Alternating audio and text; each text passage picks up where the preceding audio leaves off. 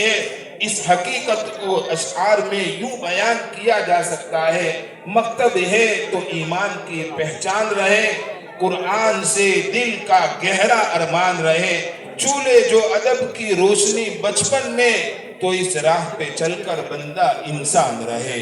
और दूसरी जानिब मोबाइल ये जदीद दौर का एक ताकतवर आला और मशीन है।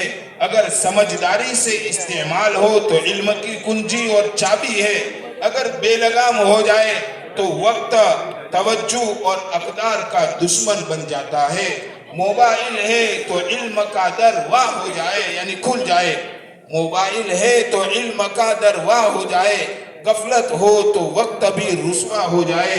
नेमत है अगर रहे हदों के अंदर, बेकैद हुआ तो दिल का सौदा हो जाए।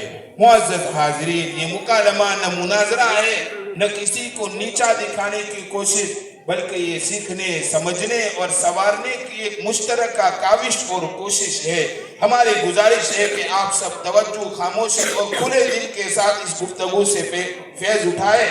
आए हम सब मिलकर अपने तलबा व तालिबात की हौसला अफजाई करें, ताकि इनकी ज़बान से निकलने वाली बातें हम सब के लिए फ़िक्र का चिराग और अमल की राह बन जाए। अब मैं दावत देता हूँ इस इल्मी मुकालमे के तमाम शुरका को कि वो तरतीब के साथ आए और अपने अनोखे अंदाज से महफिल को मुनव्वर फरमाए।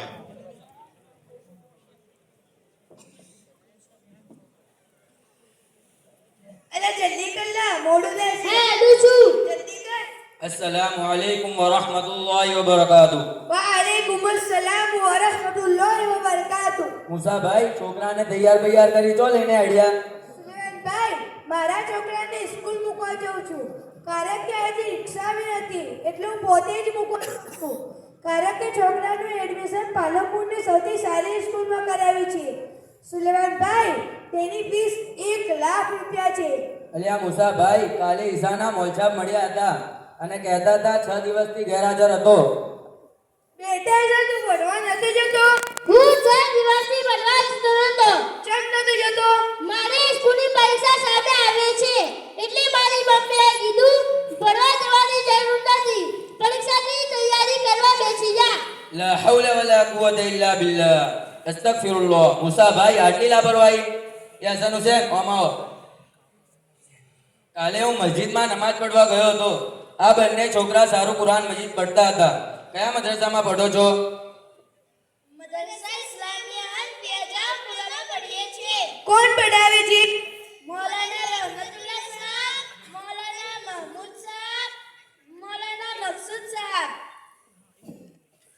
બેટા, તું પણ આ મદ્રસામાં ભણે છે? હું પણ આ જ મદરસામાં પઢું છું. સુલેમાનભાઈ, આ મારો છોકરો પણ આ મદ્રસામાં ભણે છે અને આ બે છોકરા પણ આ મદ્રસામાં ભણે છે. આટલો ફરક કે આ બે છોકરાના અખલાક સારા છે, તાલીમ પણ સારી છે. મુસા ભાઈ, હેડો મદ્રસામાં જઈ મોલછાપને મળતા આવીએ.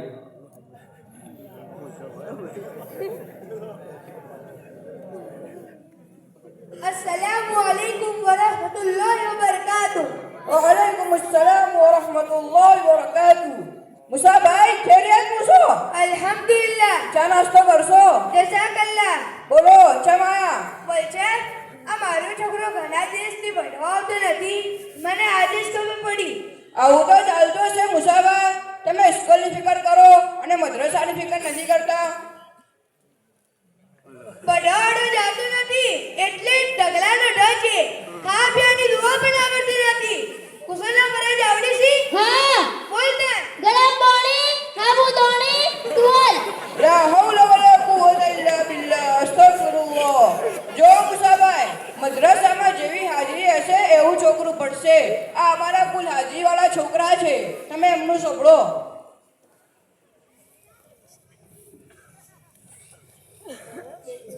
ઉજમાભાઈ, કુશલના ફરજ કેટલા છે? કુસલના ફરજ 3 છે. કયા છે? કુલ્લી કરવી, નાકમાં પાણી પહોંચાડવું, આખા બદામ પર પાણી પહોંચાડવું. મુસ્કાનભાઈ, સફરની દુઆ પઢો. સુબહાનલ્લઝી સખ્ખર લના હાદા વ મા કુન્ના લહુ મુક્રિનીન વ ઇન્ના ઇલા રબ્બિના લમુન્કલિબૂન. અલ્ફાભાઈ, ઇમાનો મુફસ્સલ પઢો. આમનતુ બિલ્લાહિ વ મલાઇકતિહી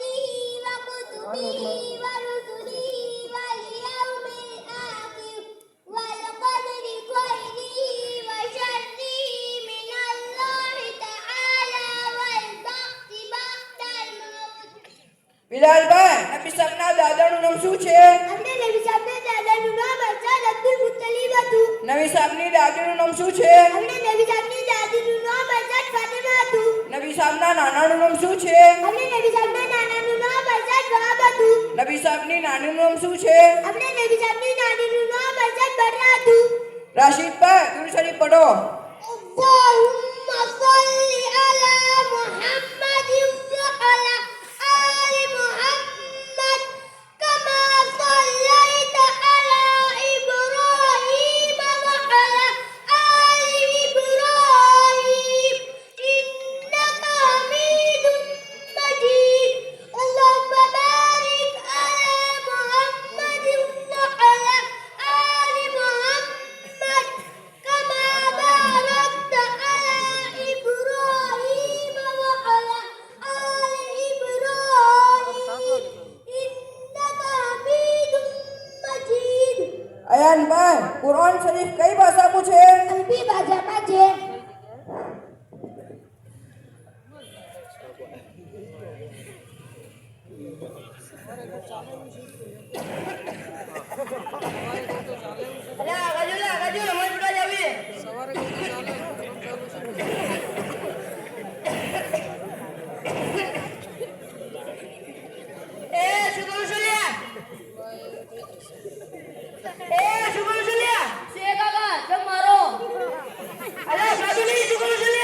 PUBG, Free Fire, Ludo રમો. કાકા, તમને ખબર ના પડે અને હેડફોન કહેવાય. શું હે કાકા? ચમ ભોગા પાડો. કાકા, તમે જો અમે ફ્રી ફાયર રમીને આવે છીએ. મારા બેટા મારથી તો મનતા જ નહીં હોય સામને જવું પડશે ઓલો મોછા બસ દેખાતા નહીં જોઈ જા મોછા આડા મોછા મરજા તમે શું ખબર આપો છો શું થયું કાકા? આટલા લાડ પીડા છે તો? ઓમને અંદર છોકરા ભાઈ લેકી ઉડા મે મને તો રોમે નથી આવતું અને નમાજ ના તો આમાં જાય છે કાકા, અમે ગોમનો ઠેકો રાખીને બેઠા છો તે મને કહો, પેલા છોકરા સી છો? હા બેટા એટલે એ અમારે બેના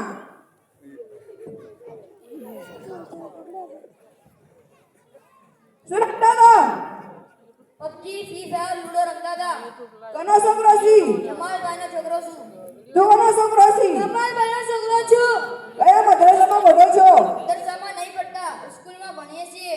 અલે આ ખુદાડી મોબાઈલ શું મળે છે તમને મોબાઈલનું? ચૂપ રહે કે કાકા ચૂપ રહો. શું ઘોષિત કાકા કરો?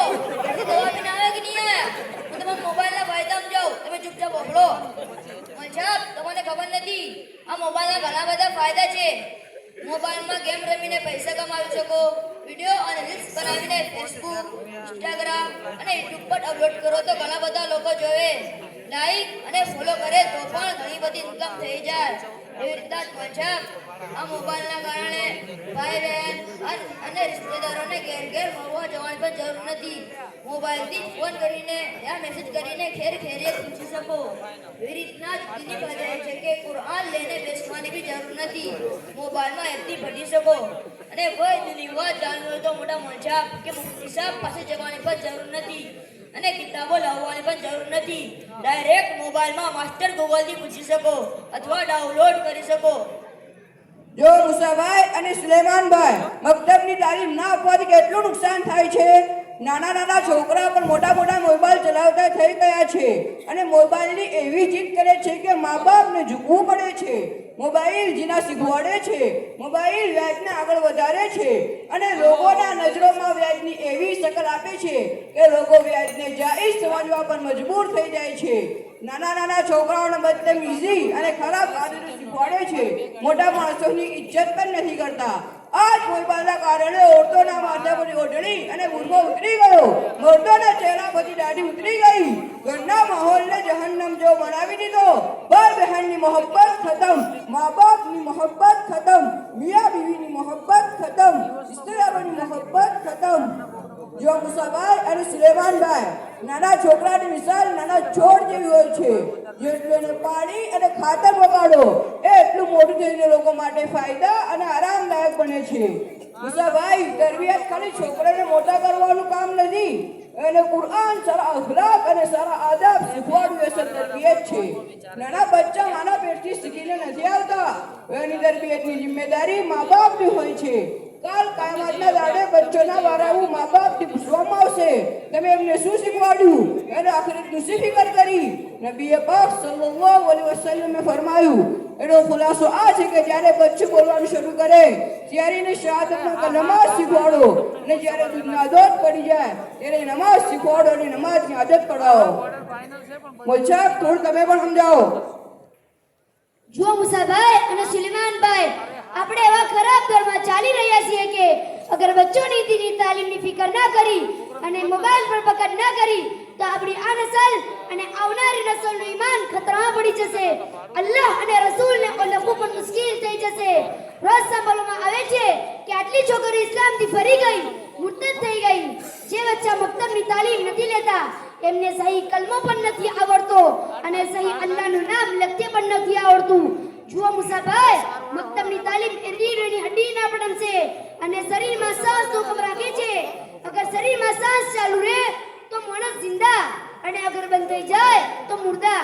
એટલા માટે આપણા બધાની જિમ્મેદારી બને છે કે બચ્ચોને સહી દીની તાલીમની ફિકર કરીએ અને રોજ પાબંદીથી મદ્રસામાં મૂકવાની ફિકર કરીએ. મોલસાબ, અલ્હમ્દુલિલ્લાહ, તમારી વાત દિમાગમાં બેસી ગઈ.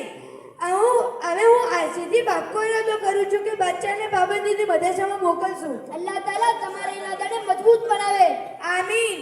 અસ્સલામુ અલૈકુમ વ રહમતુલ્લાહિ વ બરકાતુહુ. વ અલૈકુમ અસ્સલામ વ રહમતુલ્લાહિ વ બરકાતુહુ. माशाअल्लाह, अल्हम्दुलिल्लाह, बहुत खूब. हजरात,